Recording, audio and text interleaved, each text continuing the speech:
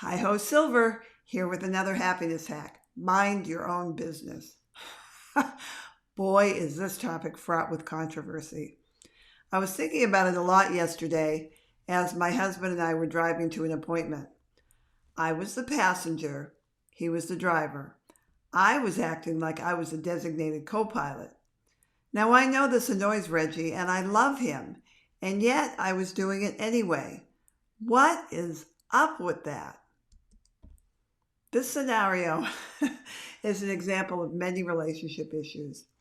Unless Reggie's driving was putting me in danger, how he was doing it was none of my business.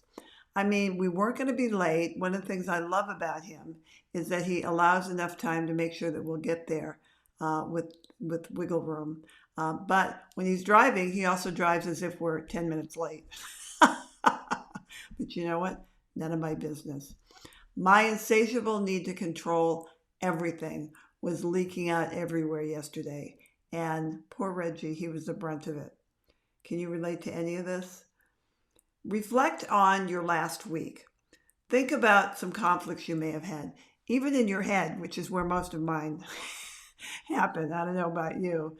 And ask yourself, with regard to that conflict, was what you were focused on any of your business? Probably not. Now, I know you do this because you care. You want to help. Blah, blah, blah, blah, blah. I know all of the justifications. I've used all of them. In the end, they all end up having to do with my ego. I know the right way to do it, darn it. And you would be so much happier if you would just do it my way. And not only that, but do it with gratitude. Now, if someone is about to burn themselves on the stove, should you intervene? Well, of course. But if that very same person is using that hot stove to cook something, then you don't need to tell them how to do it. I'm sure they had a plan before you came into the picture. And I know all the tricks, by the way. I've used them all. One of my favorites is, well, the way I like to do it is. That's just a sneaky way of telling somebody how to do something. Or the one that my siblings will tell you that I used a lot when I was younger was, well, I read in this book. That way, I'm not telling them what to do. This author is telling them what to do. And clearly he wrote a book about it, so he should know what he's doing. It's amazing that my siblings even allow me into their homes after all these years. I was a real pain in the butt.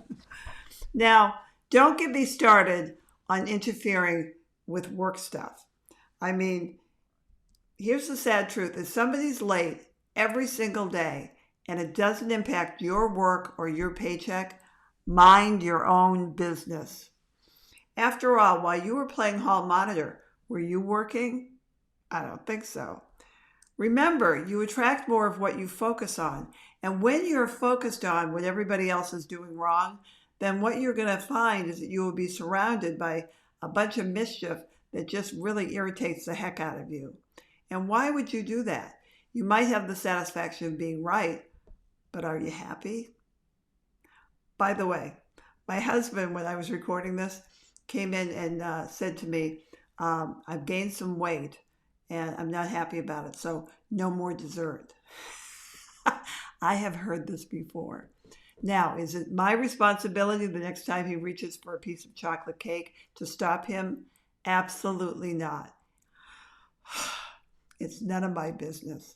And I am doing my best to mind my own business.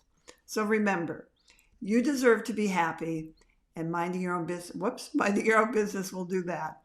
And it certainly is possible. So, bye for now.